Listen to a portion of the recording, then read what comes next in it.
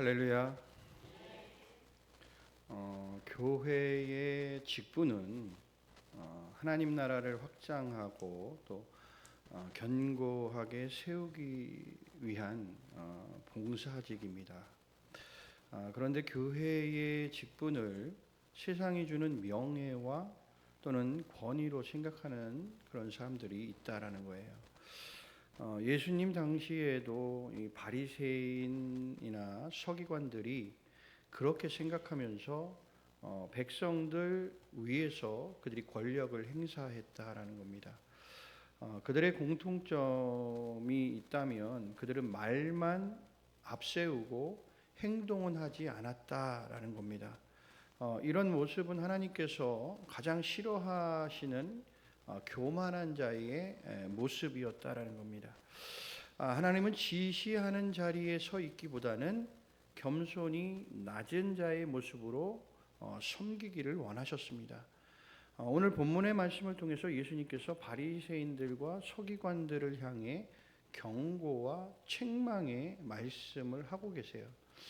이 말씀은 단순히 당시의 어떤 종교 지도자들에 대한 비판이 아니라 우리가 가져야 할 어떤 신앙의 자세이다라는 것입니다. 오늘 말씀을 우리가 묵상하면서 교회 생활을 하는 우리의 모습이 바리새인이나 서기관 같은 모습으로 변질되어 있지는 않은지 우리 스스로를 돌아보는 그런 시간이 되어야 될 거라고 생각됩니다. 1절부터 3절의 말씀을 우리가 살펴보면 예수님은 바리새인들과 서기관들이 무엇이든 말하는 바를 행하고 지키라 이렇게 얘기하십니다. 그러니까 바리새인들과 서기관들이 하는 이야기, 그것은 너희들이 다 지키고 행하라 이렇게 얘기를 하세요. 그런데 그들이 하는 행위는 본받지 말아라 라고 이렇게 얘기를 하시죠. 그들이 말로는 올바른 가르침을 전하고 있는데 정작 그들이 말하는 그 가르침을 자신들은 삶에서 행하지 않고 있다 이렇게 말씀을 하고 있는 겁니다. 2절 말씀을 보면 모세의 자리에 앉아 있다라는 표현의 말씀이 나오죠. 이 말씀은 예수님께서 이 서기관과 바리새인들을 향한 비판의 말씀이에요. 그러니까 모세의 자리는 존경받을 자리고 대접을 받을 자리거든요. 그런데 예수님은 섬김을 받는 사람이 큰 자가 아니고 섬기는 사람이 큰 자다 이렇게 말씀을 하셨어요. 교회에서도 직분을 받게 되면 섬기는 자리에서 섬김을 받는 자리로 이렇게 조금 변질이 되는 경우를 우리가 종종 보게 됩니다. 어느 순간 우리가 느끼지 못하는 사이에 바리새인들과 같은 모습을 갖고 있을 수가 있다라는 거예요. 그러니까 교회의 모든 직분은 섬기는 직분입니다. 직분을 가질수록 더 많이 섬기고 더 겸손히 주님을 따라야 한다라는 것이죠.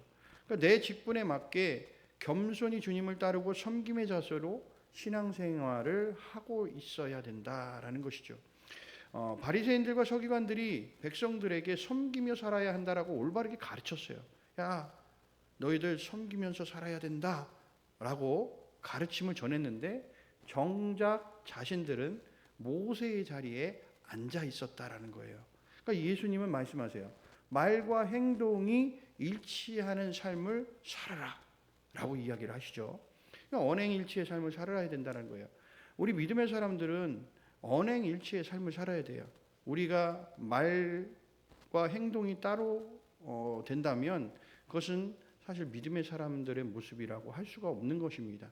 그래서 우리가 야고보서에서도 가면 믿음은 행함이 따라야 한다고 이야기를 해요. 그래서 행함이 없는 믿음은 죽은 믿음이다라고 이렇게 얘기를 하고 있는 거예요. 그래서 항상 믿음 있는 사람들의 모습을 보면 그들은 그대로 그 말씀대로 어떻게 해요? 행동하고 그 말씀을 지키고 살아가게 돼 있다라는 겁니다. 이게 믿음 있는 사람의 모습이다라는 거예요. 그러니까 우리가 믿음이 보이냐 안 보이냐라는 것을 판단할 때 사실 믿음이라는 것은 눈에 보이냐 안 보이냐를부터 생각을 하게 되는데 사실 믿음이라는 거 단어 자체는 사실 추상적인 단어예요. 그래서 믿음이라는 걸 이야기할 때는 사실 보이지 않는 것처럼 보여요. 그러나 성경에서 얘기하는 이 믿음은 여러분 보이는 겁니다. 왜냐하면 눈에 보여요. 그래서 이 사람이 믿음이 있냐 없냐를 보면 이 사람이 삶에서 어떤 삶을 살아가느냐가 그 사람의 믿음의 기준이 될 수 있다라는 거예요. 그래서 예수님을 믿는 사람들은 하나님의 말씀대로 지금 삶을 살아가냐 안 하냐라는 것을 그 삶에서 보면 저 사람 믿음 있어. 저 사람 믿음 없어. 라고 우리가 표현할 수 있다라는 겁니다. 그래서 믿음과 행함은 늘 함께 톱니바퀴가 물려서 돌아가듯이 돌아가야 온전한 그게 믿음이다라는 것을 우리에게 말씀하고 있는 거예요. 그러니까 오늘 예수님도 말하는 거예요. 야, 너희들 말하는 대로 제발 그렇게 행동하고 살아가 라고 이야기하는데, 오늘 바리새인과 서기관들은 말은 잘해요.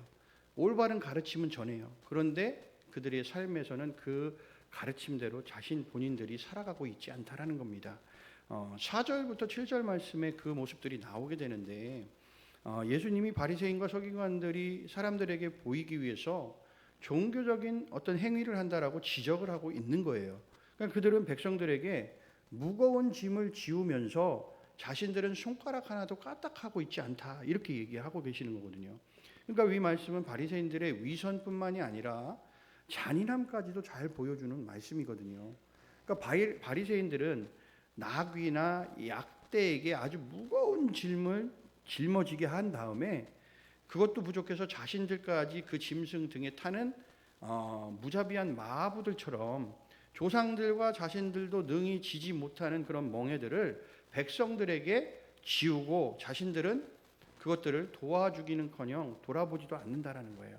그러니까 오히려 백성들이 잘못하면 정죄하고 비판하기에 늘 바빴던 파렴치한 자들이었다라고 말할 수가 있습니다. 그러니까 5절에 보면 그렇게 말씀해 보면 경문을 넓게 했다라는 표현이 나와요. 경문을 넓게 했다.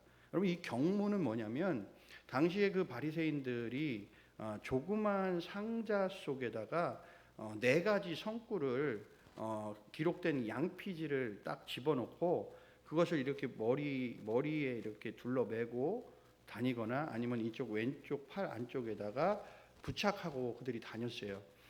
이것은 왜 그렇게 했냐면 본인들이 더 경건하게 보이려는 의도에서 그렇게 했다라는 겁니다.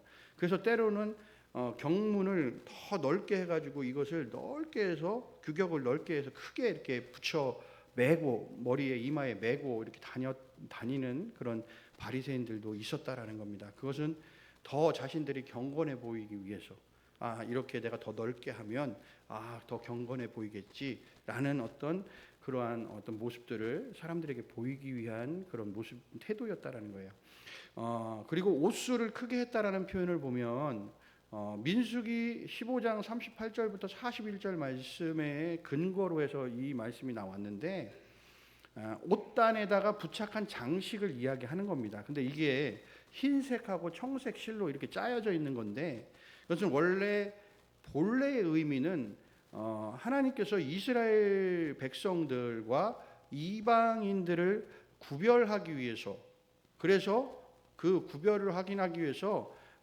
이것을 원래 만드신 거예요. 옷수를 만든 게 저 사람은 이스라엘 백성, 저 사람은 이방인, 이것을 구별하기 위해서 만들어 놓는 율법인데 바리새인들이 이 옷수를 막 화려하게 막 만드는 겁니다. 막 크게 막 화려하게 함을 통해서 자신들이 더 특별한 경건한 사람들이다라는 것을, 그 존재를 막 뽐내는 걸로 사용을 했다라는 거예요.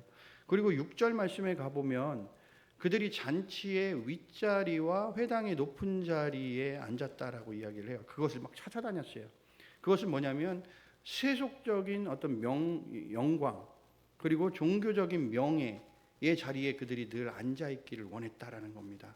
그러니까 당시 바리새인들은 이 두 자리를 차지하려고 엄청 혈안이 되어 있었다라는 거예요. 그러니까 다시 말하면 바리새인들은요, 그런 엘리트 의식이 있었어요. 그리고 세상적인 허영에 사로잡혀 어느 곳에도 가든지 섬김을 받으려 하고 높은 곳을 늘 차지하려고 했었다라는 것입니다. 그리고 7절 말씀에 가보면 시장에서 문안받는 거를 좋아했다라고 그러죠. 시장에서 문안받는 거. 그러니까 바리새인들이 이제 시장은 우리가 보면 공공 장소잖아요. 사람들이 많이 모이는 곳이잖아요. 그러니까 그곳에서 인사받기를 즐겨했다라는 거예요. 이거는 뭐냐면 다른 사람들과의 관계에서 자신의 우월성을 좀 나타내기 위한 거예요. 그래서 인정받기를 원했던 거야. 아, 내가 당신들보다 좀 높은 자리에 있어. 내가 좀 더 우월해. 라는 것을 그들이 표시하기 하기 위한 거고, 그렇게 인정받기 원해서 늘 시장에서도 문안받는 것을 그들이 즐겨했다라는 거죠. 결국 그것은 어떻게 보면 교만함을 엿볼 수가 있는 부분이기도 합니다. 또한 그 7절 후반절에 가면 너희는 랍비라 칭함을 받지 말라라고 말씀하시죠. 이 말씀이 뭐냐? 개인의 명예욕으로 인해서 교회 내에 종교적 계급을 형성하고 또 하나님의 영광을 자신이 가로채는 것을 경계하신 말씀이에요. 그러니까 교회의 구성원인 우리 성도들은 오직 예수 그리스도가 스승이 되는 겁니다. 다른 누군가가 스승이 되는 것이 아니라 예수 그리스도가 스승이 되어야 된다. 교회의 머리는 예수님이시고 우리는 그분의 지체다. 그리고 그 다음에 뭐라고 말씀하세요? 우리들은 다 형제다라고 이렇게 얘기하는 거예요. 그러니까 같은 지체니까 우리가 다 형제라는 거예요. 여기에서 높고 낮음을 너희들이 따질 필요가 없다라는 겁니다. 우리의 위에 있는 분은 누구다? 오직 예수 그리스도시다 라고 이야기를 하고 있는 겁니다. 그러니까 9절에 가보면 이렇게 말씀하세요. 땅에 있는 자를 아버지라고 하지 말아라 라는 말씀이 나오는데, 그 당시 유대 사회에서의 이 아버지는 권위의 상징이었어요. 권위. 그래서 이 아버지라는 칭호는 한 가정에 가장에게만 부여되는 것이 아니라 유명한 어떤 율법 선생님들 그리고 선지자들한테도 이 아버지라는 칭호를 사용했습니다. 뭐 때문에? 권위 의식 때문에, 권위 때문에. 그래서 그런데 오늘 예수님께서는 야 아버지라고 부르지 말라라고 얘기하시죠. 그렇게 하신 것은 백성들로부터 이 권위를 인정받고자 하는 마음을 갖지 못하도록 역설적으로 표현한 말씀이에요. 그러니까 진정한 권위를 가지고 존경받아야 할 분은 누구다? 오직 하나님 아버지시다. 이렇게 말씀을 하는 거예요. 그걸 가르쳐 주는 거예요. 너희들이 그 권위를 인정받고 너희들이 영광받아야 하는 게 아니야. 오직 영광받아야 할 분은 누구시다? 하나님 아버지밖에 없다라고 오늘 예수님께서 말씀하고 있는 거예요. 그러니까 예수님은 10절에서 우리의 섬김을 받으실 분은 오직 그리스도밖에 없다라고 이렇게 알려주고 계시죠. 그러니까 예수님은 인간 안에 있는 욕심과 교만을 이렇게 꿰뚫어 보고 계신 거예요. 그래서 하나님은 우리를 외모로 보지 않으시고 어디를 보신다고요? 중심을 보시는 거예요. 그러니까 우리의 중심을 보면 이 사람이 겸손한 자인지 교만한 자인지를 꿰뚫어 보고 계시는 거예요. 이 사람이 자기가 영광을 받으려고 하는 건지 하나님께 영광을 돌리려 하는 건지 알고 계시다라는 거예요. 그러니까 우리는 하나님 앞에서 다 벌거벗은 사람들이에요. 그러니까 하나님 다 알고 계시는 거예요. 네가 왜 자꾸만 내 영광을 가로채가냐는 거죠. 모든 것이 다 하나님의 영광인데 자꾸만 자기가 그 영광을 가로채려고 하는 것이 인간의 모습이라는 거예요. 그게 결국엔 교만으로 이어지게 된다라는 겁니다. 여러분 오직 섬김을 받으실 분은 여러분 예수 그리스도 한 분밖에 없는 줄로 우리는 믿습니다. 오직 주님만을 우리가 찬송하고 그분만이 영광을 받으셔야 돼요. 여러분은 우리가 힘 있는 사람한테 막 기대고 의지하고 하려고 하는 게 아니라 우리가 오직 주님만을 찬양하고 주님만을 의지하는 그런 믿음의 자녀가 되어야 할 줄로 우리는 믿습니다. 오늘 마지막 절을 보면 12절 누구든지 자기를 높이는 자는 낮아지고 누구든지 자기를 낮추는 자는 높아진다라고 이렇게 얘기를 하시잖아요. 여기는 자기를 높이는 것은 교만이에요. 자기를 낮추는 것은 뭐예요? 겸손이죠. 그러니까 하나님께서는 교만한 자를 물리치시고 겸손한 자를 높이신다고 그 사람을 쓰겠다고 말씀하셨어요. 인간의 교만함은 자기가 이루어 놓은 일이 스스로의 힘으로 했다라고 생각하는 데서 비롯되는 거예요. 그래서 여러분 구약에 가보면 많은 성경 속의 인물들의 그들이 하나님께서 이끌어 가셨던 사건들을 쭉 보면 우리가 생각하지도 못했던 저거 가지고 어떻게 저렇게 전쟁에서 승리할 수 있지라고 하는 것들이 많이 있단 말이에요. 특히나 우리가 기드온의 300용사를 보면 처음에 14,000명이라는 인원이 착출돼 가지고 미디안 병사들하고 군사들하고 싸우려고 했었어요. 그런데 하나님께서 뭐라고 하세요? 다 돌아가라. 갈 사람들 다 가게 해라. 그런데 그 이유가 뭐였냐면 이 인원이 나가서 싸워서 이기면 본인들이 영광을 차지하고 자기들이 잘해서 그래 잘했다고 할까봐 하나님께서 그렇게 돌려보내신 거거든요. 야, 너희들 다 필요 없다. 이 일은 누가 하는 거다? 내가 하는 거야. 그러니까 너희들 뭐 인원이 10,000명, 14,000, 사실 14,000명도요. 13만 4천 명한테 가서 싸우려고 그러면 적은 수잖아요. 그것도 13대 1 정도 되는 거예요. 한 명이 13명을 상대해야 된단 말이에요. 그러면 적은 숫자인데도 불구하고 하나님은 야, 이것도 많아. 그러니까 다 돌아가. 그게 이유가 자신들이 영광을 승리하면 우리가 잘해서 승리했어 이렇게 생각하실까 봐 하나님께서는 다 돌아가고 결국에는 300명이라는 인원으로 미디안 군사를 격파하시는 거예요. 그래서 누가 하셨다? 하나님이 하셨다. 그러니까 모든 것들을 보면 그래요. 여러분 처음에 출애굽한 이후에 그들이 광야로 들어가면서 처음 전쟁을 치르게 되는데 어디하고 전쟁을 치릅니까? 아말렉하고 전쟁을 치러요. 이 아말렉하고 전쟁을 치르는데 그들하고 전쟁을 치를 때 어떻게 해요? 모세가 산에 올라가서 뭐 합니까? 손 들고 기도해요. 그거 말고는 없어요. 사람들은 그러겠죠. 야, 저 모세 지도자인데 어디 도망가는 거요? 우리하고 같이 함께 싸워도 지금 모자를 판에 한 명도 지금 부족한 판에 야, 저기 뭐 어떻게 가냐? 근데 거기 뒤를 또 누가 따라가요? 아론과 훌이 또 뒤따라가네. 거기를.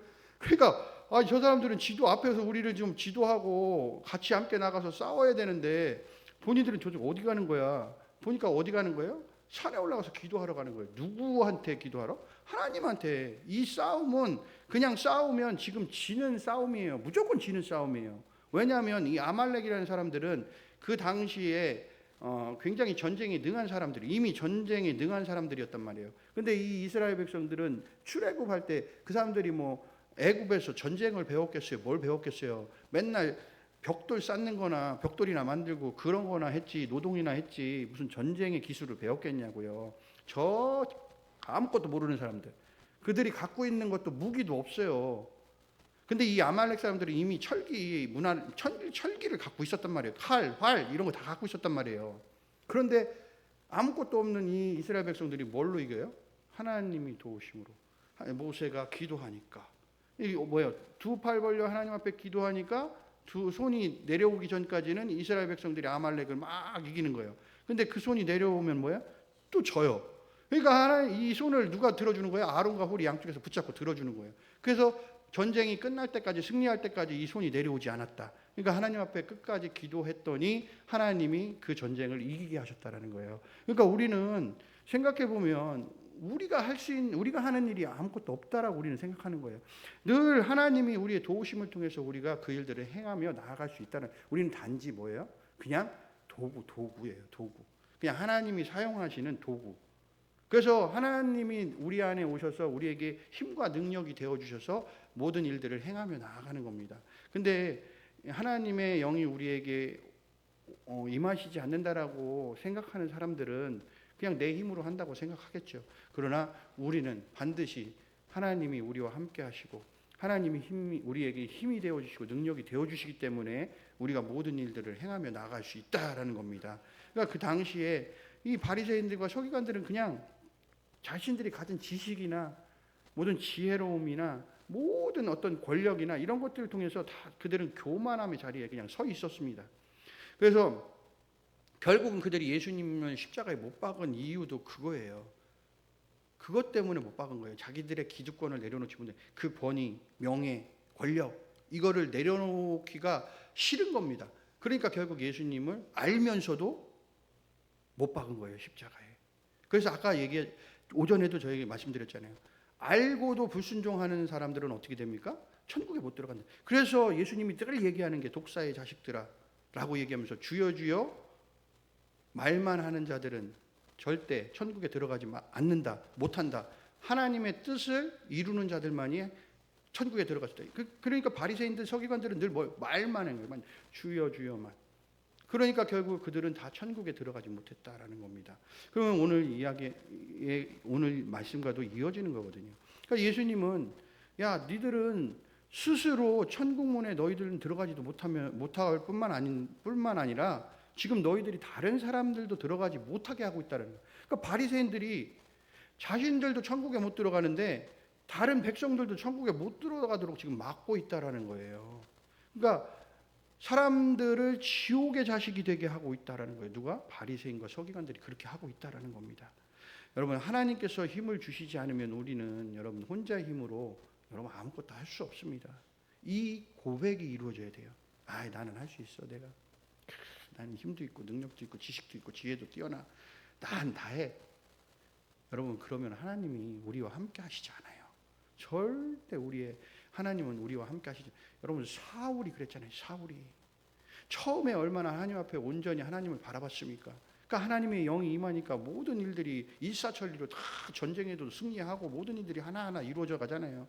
그런데 교만함에 딱 이르니까 하나님께서 뭐래요? 내가 너를 떠난다. 하나님의 영이 사울로부터 떠나게 되는 거죠. 그러니까 교만하게 되어지는 순간 결국에는 하나님은 우리를 떠나시는 겁니다.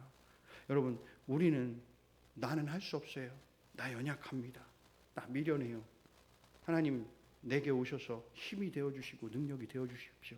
내가 다 하나님께 모든 영광 올려드리겠습니다. 그럼 여러분 우리의 인생은요 그냥 시온의 대로와 같은 그 넓은 길로 여러분들 우리가 걸어가게 되는 겁니다. 우리는 이와 같은 모습으로 살아가야 된다라는 것입니다. 여러분 오늘 이렇게 하나님께서 하신 일을 겸손하게 인정하는 자에게 하나님은 또 다른 일을 우리에게 맡겨주신다라는 거예요. 아까 오전에도 말씀드렸던 그 달란트 비유에서도 마찬가지잖아요. 그들이 5달란트와 2달란트 맡은 자들이 가서 순종함으로 나아가서 어떻게 해요? 열심히 일하잖아요. 그래서 배를 남기잖아요. 그랬더니 하나님께서 그 주인이 뭐라고 합니까? 뭐라고 하세요? 잘했다고 얘기하죠. 그리고 지금 너희들이 적은 거에 충성했다고 얘기하죠. 적은 거에. 여러분 5달란트가 적냐고요? 2달란트가 적냐고요? 1달란트도 적지 않아요. 정말 많은 걸 주신 거예요. 그런데 거기에서 주인은 표현을 뭐라고 표현해요? 적은 것을 내게 맡겼다. 적은 거. 그래서 이제 너희가 이 적은 것도 열심히 충성함으로 너희들이 잘 배로 남겼으니까 내가 더 많은 것들을 너희에게 맡기리라. 이렇게 말씀하시는 거거든요. 우리는 그냥 순종함으로 겸손함으로 하나님이 말씀하시면 그 말씀대로 늘 그 모든 하나님의 말씀을 지키고 행하고 순종함으로 나아가면 늘 하나님께서 우리에게 더 좋은 것 많은 것으로 맡기시겠다라는 것입니다. 여러분 우리는 말과 행동이 일치하는 삶을 살아가야 됩니다. 말은 말대로 행동은 행동대로 따로따로 떨어져서 떨어져서 살아가면 여러분 그것은 믿음의 사람이라고 말할 수가 없는 것입니다. 우리가 믿는 바가 우리 삶 속에서 실천되지 않는다면 여러분들 그 믿음은 그냥 공허함 뿐이에요. 그래서 온전히 우리는 말과 행동이 일치하는 삶을 살아갈 수 있는 믿음의 자녀가 되어야 한다라는 것입니다. 또한 우리가 어떤 외적인 모습보다는요 내적인 어떤 신앙들을 더 쌓아 올릴 수 있는 사람들이 되어야 된다라는 거죠. 사람들의 눈에 보이는 것보다 여러분 하나님 앞에서 진정성을 우선시해야 됩니다. 사람들이 본다고 해서 내가 막 거기에 사람들이 보기에 막 좋은 것들을 행하는 게 아니라 때로는 그것이 사람들 보는 눈에는 별거 아닌 것 같아 보여도 이게 하나님께 영광이 되는 것이면 여러분들 그 일을 위해서 최선을 다해야 된다라는 거예요. 그러니까 자꾸 외적인 거에 너무 우리가 매몰되어 있으면 안 돼요. 그냥 내적인 우리의 신앙, 하나님이 알려주신 그 믿음대로 우리가 살아가야 된다라는 것이죠. 여러분 그리고 겸손하게 섬기며 또 하나님께만 영광을 돌리는 삶을 우리가 살아가야 됩니다. 여러분 자꾸 하나님의 영광을 가로채면 안 돼요. 모든 일은 다 하나님이 영광 받으셔야 되는 줄로 우리는 믿습니다.